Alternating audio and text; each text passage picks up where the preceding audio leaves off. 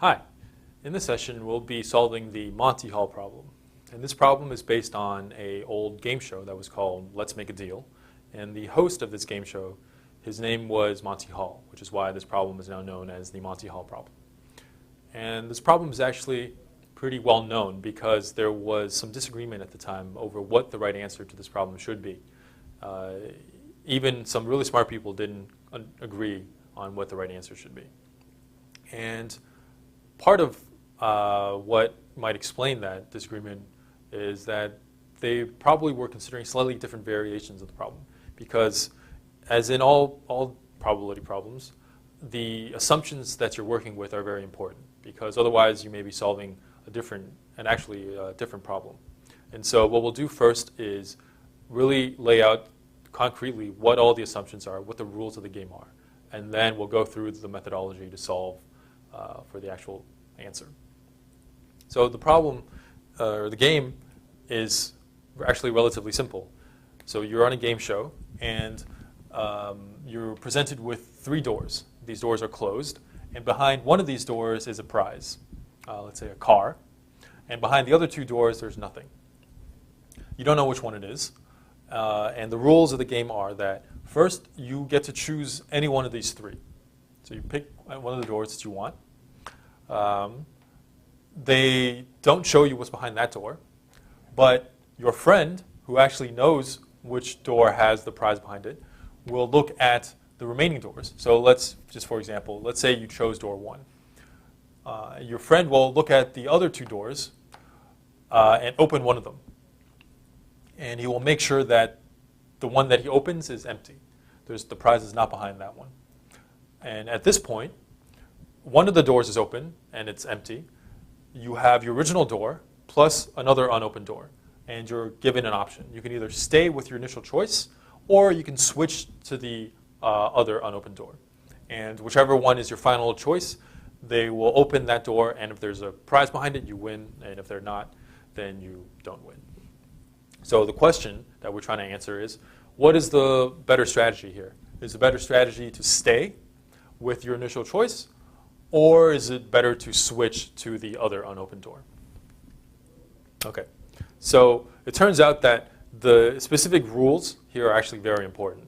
Specifically, the rule about how your friend chooses to open doors, and the fact that he will always open one of the 2 other doors that you haven't picked, and he will make sure that that door doesn't have a prize behind it. And let's see how that actually plays out in this problem. So the simplest way, I think, of thinking about this problem is just to think about under what circumstances does staying with your initial choice win. So if you think about it, the only way that you can win by staying with your initial choice is if your initial choice happens to be the door that has a prize behind it. And because you're sticking with the initial choice, you can actually kind of forget about the rest of the game, about opening the other door and about the switching. It's as if you're playing a simpler game, which is just you have 3 doors, one of them has a prize behind it, and you choose one of them. And if you guessed right, then you win. If you didn't, then you don't win. And because another important assumption is that the prize has an equal probability of being behind any one of the 3 doors, so 1/3, 1/3, 1/3. Because of that, then if you stay with your first choice, you win only if your first choice happened to be the right one, and that is the case with probability 1/3. So with that simple argument, you can convince yourself that the probability of winning, given the strategy of staying with your first choice, is 1/3. Now let's think about the other strategy, which is to switch. So under what circumstances does switching win for you? Well, if your first choice happens to be the right door, then switching away from that door will always lose. Okay, but let's say that happens with probability 1/3.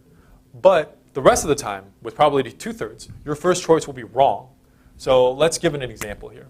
Let's say the prize, which I'll denote by a happy face, is behind door 2. And your first choice was door 1. So your first choice was wrong. Now your friend can't open door 2 because door 2 has the prize behind it. He also doesn't open the door that you initially picked, so he has to open door 3. So door 3 is open, and now you have an option of sticking with your first choice, door 1, or switching to door 2. So in this case, it's obvious to see that switching wins for you. And now, if instead you pick door 1 first and the prize was behind door 3, again, you were wrong. And again, your friend is forced to open door 2, and switching again wins for you. And so if you think about it, switching will win for you as long as your initial pick was wrong. If your initial pick was wrong, then the prize is behind one of the 2 other doors. Your friend has to open one of the doors, but he can't open the door that has the prize behind it. So he has to open the other bad door, leaving the good door with the prize behind it as the one that you can switch to. And so by switching, you will win in this scenario. And what is the probability of that happening? Well, that happens if your initial pick was wrong, which happens with probability 2/3. Okay, so the final answer then, it's pretty simple. The probability of winning if you stay is 1/3, and the probability of winning if you switch is 2/3. And so maybe counterintuitively, the result is that it's actually better for you, twice as good for you, to switch rather than stay.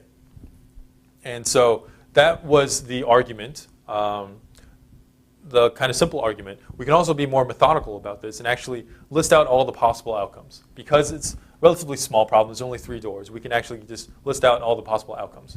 So for example, if you chose door 1 first and the prize was behind door 1, your friend has a choice. You can open door 2 or door 3 because they're both empty.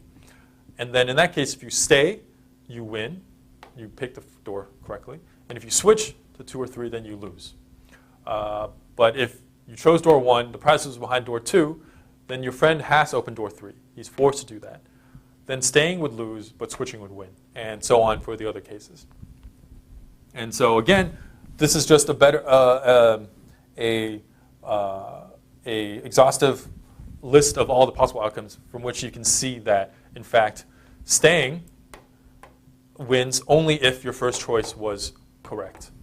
And switching wins in all the other cases. And so 1/3 of the time, staying would win. 2/3 of the time, switching would win. Okay.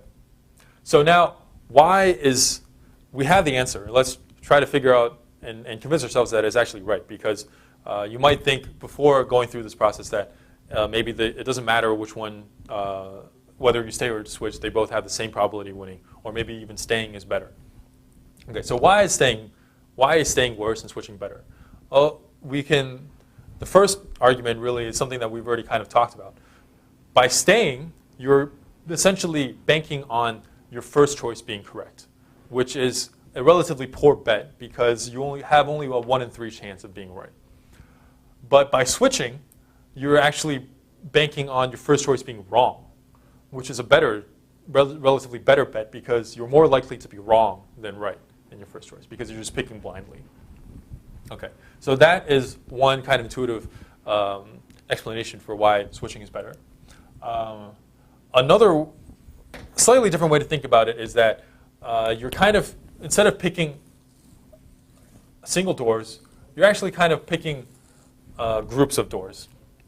So let's say that your first pick was door 1. Then you're actually really kind of deciding between door 1 or doors 2 and 3 combined. So why is that? It's because by staying with door 1, you're staying with door 1.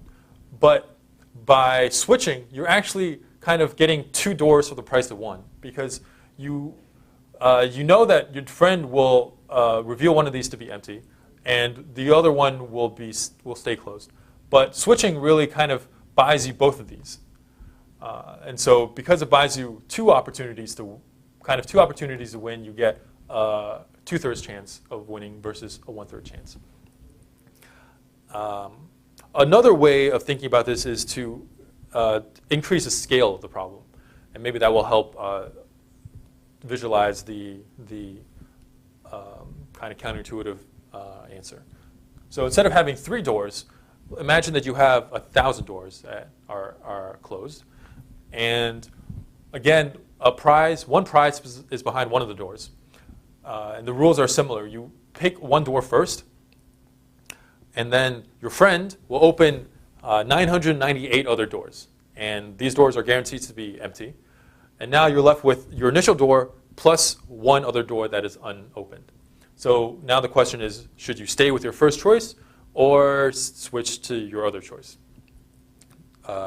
And it should be more intuitively obvious now that the better decision would be to switch, because you are overwhelmingly more likely to have picked incorrectly for your first pick. You have only a 1 in 1,000 chance of getting it right. So that is kind of just taking this to a bigger extreme and really driving home the intuition. Okay, so what we've really discovered is that the fact that the rules of the game are that your friend has to open one of the other two doors and cannot reveal the prize plays a big role in this problem, and that is an important assumption. Okay, so now let's think about a slightly different variation now. So a different strategy. Instead of just always staying or always switching, we have a specific other strategy, which is that you will choose door 1 first, and then depending on what your friend does, you will act accordingly. So if your friend opens door 2, you will not switch, and if your friend opens door 3, you will switch. So let's draw out exactly what happens here. So you have door 1 that you've chosen, and the prize can be behind doors 1, 2, or 3. And again, it's equally likely, so the probabilities of these branches are 1/3, 1/3, and 1/3. And now, given that, your friend can, in this scenario, he has a choice between opening doors 2 or 3. Right? So because the doors, you chose 1, the prize actually is behind 1. And so 2 and 3 are both empty, so he can choose whichever one he wants to open. And the problem actually hasn't specified how your friend actually decides between this. So we'll leave it in general. So we'll say that the probability P, your friend will open 2, door 2 in this case, and with the remaining probability 1 minus P, he will open door 3. Okay, what about in this case? Well, you chose door 1, the prize is actually behind door 2, so following the rules of the game, your friend is forced to open door 3. So this happens with probability 1. And similarly, if the prize is behind door 3, your friend is forced to open door 2, which again happens with probability 1. So now let's see how this strategy works. When do you win? You win when, according to the strategy, your final choice is the right door. So according to your strategy, in this case, your friend opened door 2, and according to your strategy, if door 2 is open, you don't switch, so you stay with your first choice of 1, and that happens to be the right one, so you win in this case. But what about here? Your friend opened door 3, and by your strategy, you do switch, which is the wrong choice here, so you lose. Here, you switch because you opened door 3, and you switch to the right door, so that wins, and this one you don't switch, and you lose. All right, so what is the final probability of winning? The final probability of winning is the probability of getting to these two outcomes, which happens with probability 1/3 times P plus 1/3 times 1, so 1/3. So the final answer is 1/3 P plus 1/3. And notice now that the answer isn't just a number. Like in this case, the answer was 1/3 and 2/3. And it didn't actually matter how your friend chose between these two doors when he had a choice. But in this case, it actually does matter because P stays in the answer.